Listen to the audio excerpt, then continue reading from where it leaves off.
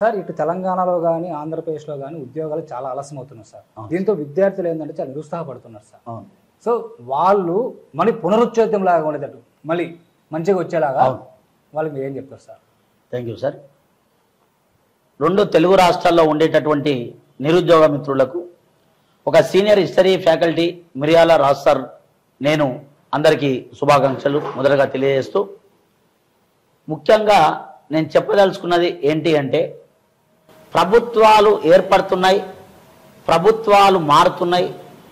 మరి వారిచ్చిన హామీల మేరకు నిరుద్యోగుల జీవితాల్లో ఆనందం ఉందా అనేది మనం ఆలోచించినప్పుడు, ముఖ్యంగా మరి ఇటు తెలంగాణలో కానీ అటు ఆంధ్ర ప్రాంతంలో కానీ ఈ ఇరు ప్రాంతాల్లో దాదాపు 1 కోటి మంది నిరుద్యోగ మిత్రులు ఉన్నారు. 1 కోటి మంది నిరుద్యోగ మిత్రులు ఉన్నారు.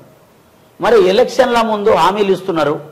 హామీలను చూస్తే ప్రతి విద్యార్థికి కూడా ఓహంగా మాకు ఉద్యోగం వచ్చినట్లే అనుకున్న స్థాయిలో ఆలోచన ఉంది.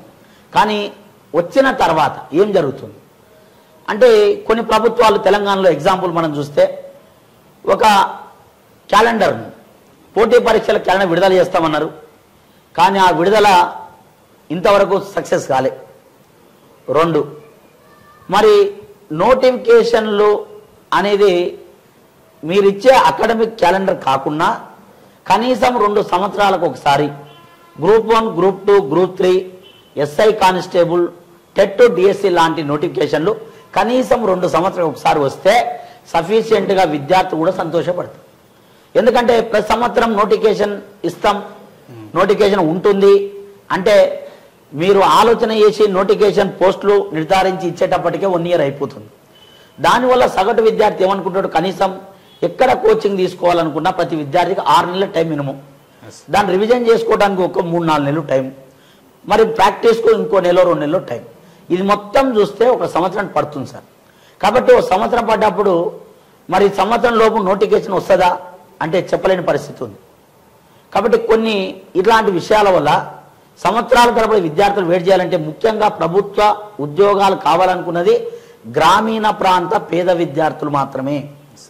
వారు అప్పులు చేసో తల్లిదండ్రులు పేదరికం ఉండటం మూలంగా వారు ఏదో ఒక ప్రభుత్వం కావాలని కోరుకుంటారు.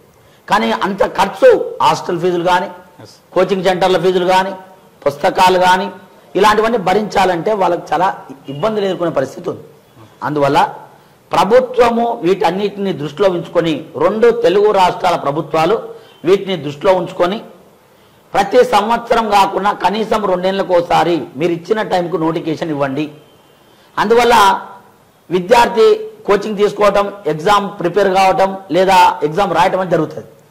కానీ సంవత్సరాల తరబడి వెయిట్ చేస్తే వయసు మీరిపోతుంది, ఖర్చు ఎక్కువైతుంది, అప్పుడప్పుడు కొన్ని పేపర్ లీకేజీలు కావటం మూలంగా ప్రభుత్వం మీద నమ్మకం పోతుంది సార్. అందువల్ల ఒక చక్కటి ప్రణాళికలు వేయండి, విద్యార్థులకు న్యాయం చేయండి. ఒకవేళ అట్లాంటివి మీతోన చేత కాకపోతే ప్రభుత్వాల చేత హామీలు ఇవ్వకండి. కానీ ఇస్తే మాత్రం పసిపిల్లలు కాబట్టి ఆలోచన ఉంటుంది, మాకు ఉద్యోగం వస్తుందని, ఆత్మహత్యలను దాడించే అవకాశం ఉంటుంది. కాబట్టి మీరు ఏం చేయగలతో అదే చెప్పండి. చెప్పి దాన్ని నోటిఫికేషన్ విడుదల చేస్తే విద్యార్థులంతా సంతోషంగా ఆనందంగా రాసుకోవచ్చు.